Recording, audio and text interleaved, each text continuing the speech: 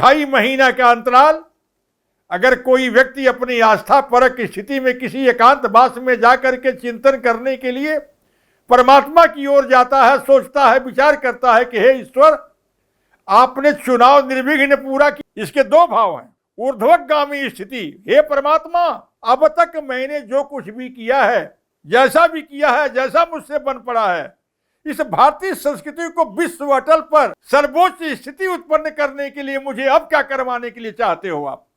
कैसा मंत्रिमंडल में बनाऊं, कैसी स्थिति में क्रिएट करूं, कैसे मेरे साथी हों, ये सबका चिंतन भी तो उस व्यक्ति के मस्तिष्क में होगा। मैं तो नहीं जानता हूं कि नरेंद्र मोदी के अलावा भारतवर्ष के किसी नेता को यह पता है कि संप्रदाय कितने हैं, ज्योतिर्लिंग कितने हैं, शक्तिपीठ कितने हैं।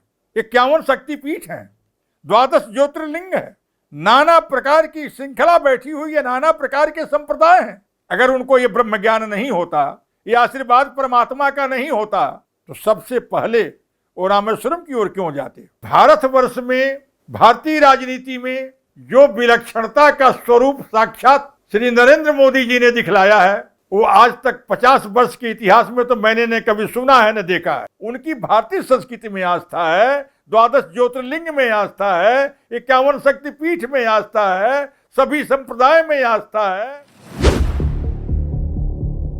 भारतवर्ष के विपक्ष के सभी लोग सुन लें, आप कैसा राष्ट्र चाहते हैं? 80% हिंदुओं को हटा करके राष्ट्र का निर्माण करना चाहते हैं क्या? 25% जो है इस्लाम को मानने वाले पर राष्ट्र का निर्माण करना चाहते हैं? हम इस्लाम के विरोधी नहीं हैं, हम मुसलमान के विरोधी नहीं हैं। अगर 3 तलाक पर विजय श्री प्राप्त किया नरेंद्र मोदी जी ने, तो 12.5 करोड़ जो जनता है, नारी जगत है मुस्लिम समुदाय का, उसका कल्याण नहीं। क्या मोदी जी ने मुस्लिम संप्रदाय के लिए भोजन की व्यवस्था नहीं किया, गैस की व्यवस्था नहीं किया, मकान की व्यवस्था नहीं किया? सबकी समान व्यवस्था किया, लेकिन विपक्ष को कुछ नहीं मिला। तब यह बताया जा रहा है कि प्रचार करने के लिए रामेश्वरम जा रहे हैं। राहुल गांधी, जिसको भारतीय संस्कृति का कण मात्र भी अगर नहीं मालूम है, तो कटाक्ष करने क्या जरूरत? मैं एक बात पूछना चाहता हूं, देवराहा बाबा जी महाराज के पास में इंदिरा जी, राजीव गांधी जी, कौन कौन नहीं जाते थे? बार बार मैंने खड़ा होकर के प्रश्न किया कि राम जन्मभूमि बननी चाहिए, राम जन्मभूमि बननी चाहिए। इंदिरा जी ने गिड़गिड़ाने की बात किया, राजू की कहने की बात किया, क्या किया किसी ने? और अगर दामोदर दास मोदी वो काज करने की बात कर रहे हैं, नरेंद्र मोदी कर रहे हैं, तो ये कटाक्ष करने वाले कौन होते हैं? मैं गवाह हूं। योगी राज देवराहा बाबा के मंच पर घंटों खड़ा रहते थे राजीव गांधी और इंदिरा, मैं गवाह हूं इस बात का। और उसका एक खानदान, उसका एक पोता बच्चा ये अविश्वास ही प्रकट नहीं कर रहा। अरे भाई, जिन लोगों ने कोर्ट में फैसला देख दिया कि राम का अस्तित्व ही नहीं है, तो ये राहुल गांधी प्रश्न किसके बारे में कर रहा है? ये विदेशी कुचक्र है। सुनिए मेरी बात, आप देश का एक धर्माचार्य होने के नाते से मैंने मंथन कर करके विचार किया, मैं किसी पर लांछन नहीं लगा रहा हूं, कि ये विदेश का कुचक्र है और ये लोग विदेशी हाथों में नाच रहे हैं। इसलिए इस प्रकार की जो भारतीय संस्कृति से ओतप्रोत ही नहीं है, वो भारतीय संस्कृति के बारे में, भारतीयता के बारे में सोचेगा कैसे?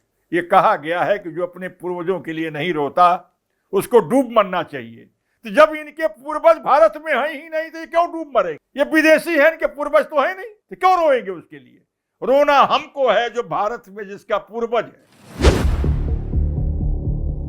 राम जन्मभूमि की प्रतिष्ठा के पश्चात काशी का और मथुरा का जनता से, न्याय विधि के प्रक्रिया से और सरकार के विशेष इच्छा से ये कृष्ण के स्वरूपत्व का भी जागरण होगा, काशी के शिवत्व का भी जागरण होगा। इतना ही नहीं, सभी शक्तिपीठियों के श्रृंखला का जागरण होगा। 12 ज्योतिर्लिंगों के अंदर बंधी हुई प्रकृतात्मक जगत के वृत्त का क्या क्या मैं आपसे कहूंगा, बात छेड़ रहे हैं। तमाम ज्योतिर्लिंगों के ऊपर, तमाम शक्तियों के ऊपर में विशिष्ट प्रकार के ढांचे खड़े कर दिए गए हैं, जो भारतीय संस्कृति के धरोहर स्वरूपत्व में सीमा में बसे हुए साधु संतों के आन पर भी उनके खून के गारे से भी सींचा हुआ है। धन्यवाद।